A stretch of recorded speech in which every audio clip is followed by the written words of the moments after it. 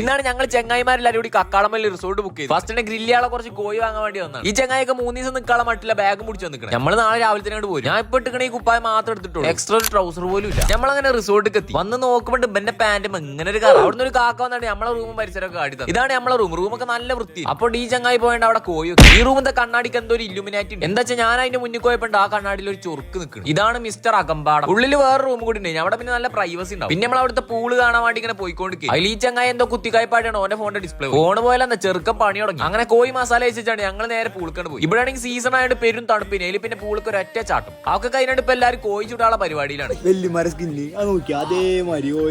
മാസണം പറഞ്ഞ ഓയിൽ ഇല്ലാത്തതുകൊണ്ട് വല്യമാന്റെ തൊലി പോലെ ഉണ്ട്. അതിൽ പിന്നെ ബംഗാളിന്റെ വാതിൽ മുട്ടിയിട്ട് അവിടുന്ന് കുറച്ച് ഓയിൽ ചോദിച്ചു. മച്ചാൻ ഭാഗത്തിന് അടിച്ചില്ല. ഇത് ഡാഡി ഗിരിച്ച കണ്ണടട്ടല്ല. അങ്ങനെ കോഴിയൊക്കെ ചുട്ട് വേണ്ടി ഞങ്ങൾ വേഗം കടന്നു. പിറ്റേ ദിവസം അതിരാവിലെ നീച്ച് ഞങ്ങൾ നടക്കാൻ ഇറങ്ങി. ഇവിടെ ആണെങ്കിൽ ട്രീ ഹൗസ് ഒക്കെ ഉണ്ട്. ഹിയർ എന്ന് പറഞ്ഞ ഇൻസ്റ്റാ പേജിൽ കൂടെയാണ് നമ്മൾ ഈ റിസോർട്ട് ബുക്ക് ആക്കി. കക്കാടംപൊയിലുള്ള ഏത് റിസോർട്ട് ബുക്ക് ചെയ്യണമെങ്കിൽ ഓൽക്ക് മെസ്സേജ് അയച്ചാൽ മതി. കാരണം മിക്ക റിസോർട്ട് ഓല വരൽ തുമ്പിൽ സീസൺ ഒക്കെ വരാൻ പോലെ. അതുകൊണ്ട് ഇവിടെ നല്ല തണുപ്പാണ്. കക്കാടംപൊയിലുള്ള റിസോർട്ട് ബുക്ക് ചെയ്ത് വൈബാക്കാൻ താല്പര്യമുള്ള ഈ നമ്പർക്ക് ഒന്ന് വിളിച്ചാൽ. പിന്നെ അപ്പുറത്തുള്ള ഹോട്ടലിൽ പോയിട്ട് ഓരോ രതീഷിനെത്തും. നമ്മളെ ചങ്ങായിമാരെല്ലാവരും അവിടെ കടന്ന് ഉറങ്ങിയതിൽ പിന്നെ ഓരോരുത്തർ തട്ടി വിളിച്ച് ഉറക്കത്ത് നീച്ചു വന്നാണ് നമ്മൾ നേരെ പോയിട്ട് പൂളിലാണ് ചാടി. ഇവൻ എന്താ ഇൻട്രോവേർട്ടാണെന്ന് പറഞ്ഞിട്ട് പൂളും ചാടാതെ അവിടെ ഇരിക്കും. ഇവരാണ് ഈ പോത്തിനെ അറക്കാൻ വെച്ച പോലെ അവിടെ തൂങ്ങിയിരിക്കുന്നുണ്ട്. എന്താ സംഭവം ഞങ്ങൾക്കാർക്കും മനസ്സിലായിട്ടില്ല. അതിൽ മാസം അപ്പുറത്ത് ഒരു പന്തും കൊണ്ടുവരും. ഓ പന്തെടുക്കാൻ പോയപ്പോൾ അടുത്ത ബംഗാളികൾക്ക് ഫ്രീ ആയിട്ട് ഒരു ചപ്പാത്തി ഉണ്ട്. അതിന്റെ കയ്പെടുത്തത് അതങ്ങോട്ട് തീർന്നിട്ടിരിക്കണം. അപ്പൊ ശരി, ഫോളോ ചെയ്ത് അടുത്ത വീഡിയോ കാണാം.